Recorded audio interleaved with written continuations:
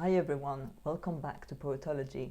Today I'd like to talk to you about books on how to write poetry.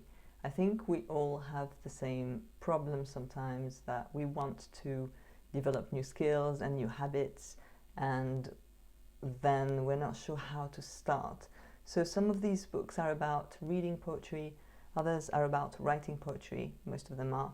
And I'm going to talk you through the ones I really like and the others as well. And we'll start with two older books that are classics, and they're both really short. The first one is Writing Poems by Peter Sansom, and the second one is Getting into Poetry by Paul Hyland, and both of them are from the 90s. So in some ways they're slightly dated, but they're really good at running you through all of the different concerns that you may have about how poetry works in quite a short time. This first one by Paul Hyland is especially concerned with how to make it as a poet, so what kind of activities you will need to take part in, and maybe how to get published and that sort of thing. So slightly more practical aspects of being a poet. And Peter Sansom, Writing Poems, is more about the craft itself. You have chapters on analyzing poems, writing poems, workshop techniques, writing games, so all the little things that you need to know in order to become quite knowledgeable in the practice of reading and writing poetry.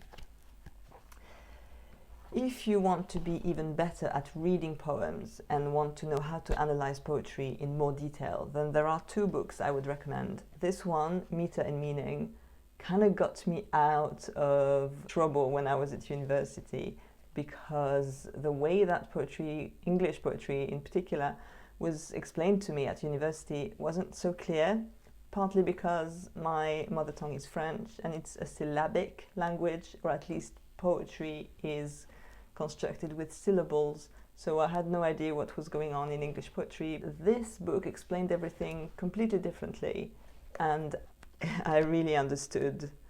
I read this before some oral exams that I had, and it really helped me get a grasp on how this is working, and ever since I've been absolutely fine with English poetry. The next one goes even more in depth, The Art of Poetry by Shira, Wolosky. This one has longer chapters on things like metaphor and the sonnet or poetic voice, and it goes into a lot of detail and really lays the ground for a really good understanding of poetry reading and the more analytical side of poetry. Next are my three favorite books.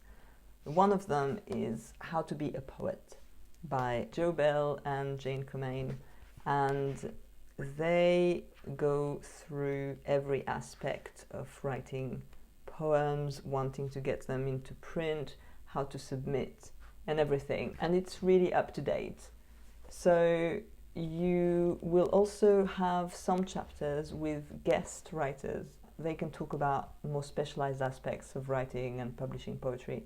So I think everyone can benefit from this book if you like books to give you a bit of guidance, because you're not so familiar with how things work and you need a bit of support, then this one is great.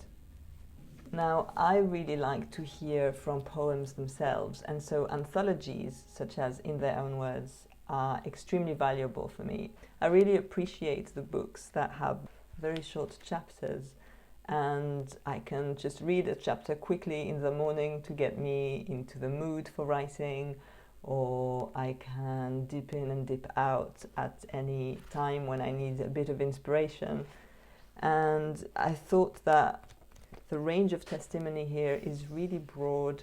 We have poets such as Pascal Petit, Vanni Capildeo, Patience Agbabi, John McCullough, Alison Brackenbury, many poets that I like. Also for people who have less time to read maybe, but want to find something that supports their practice, then for them this is an amazing option.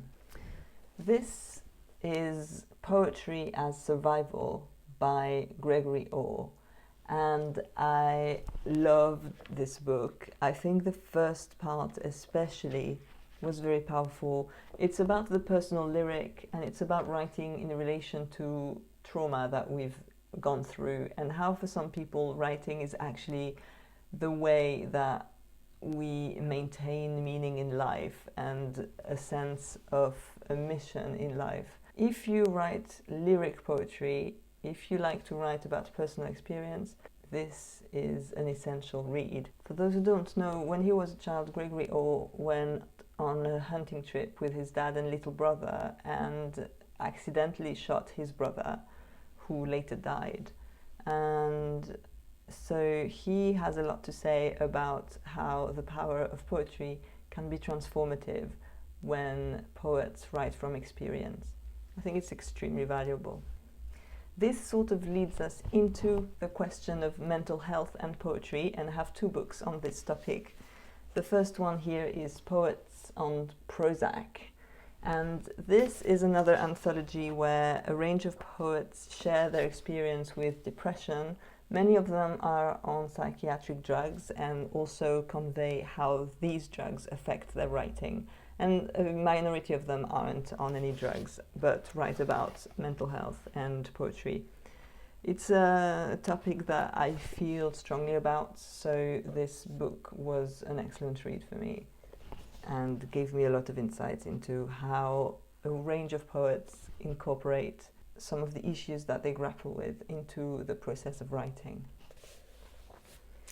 And the last one, on a similar topic, Poetic Medicine by John Fox, is full of exercises and ideas and advice on how to write about personal experience, especially as part of a healing process.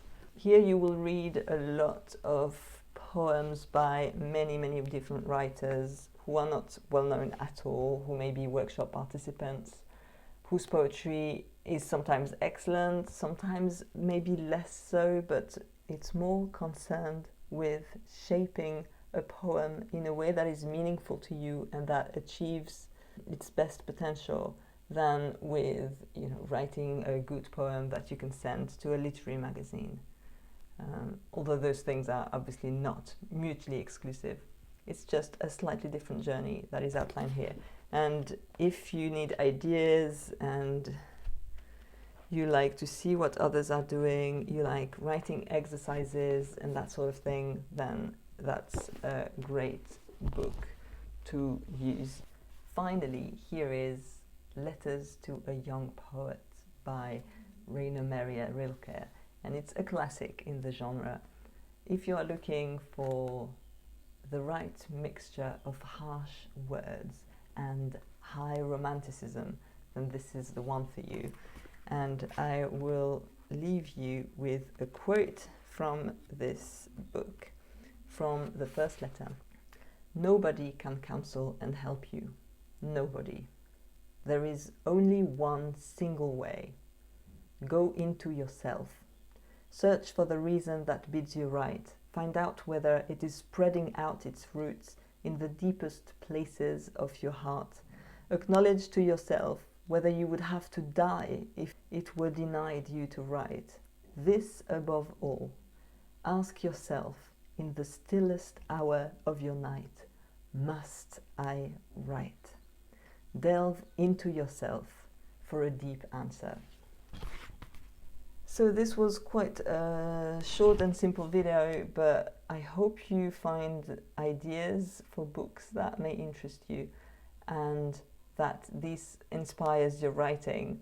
I also love books on creativity, and I'd like to make more videos on that and how I've incorporated some of their advice into my creative life and writing. I hope to see you again soon. Please leave a comment below to let me know if you found this video inspiring, and I hope to see you again very soon. Bye.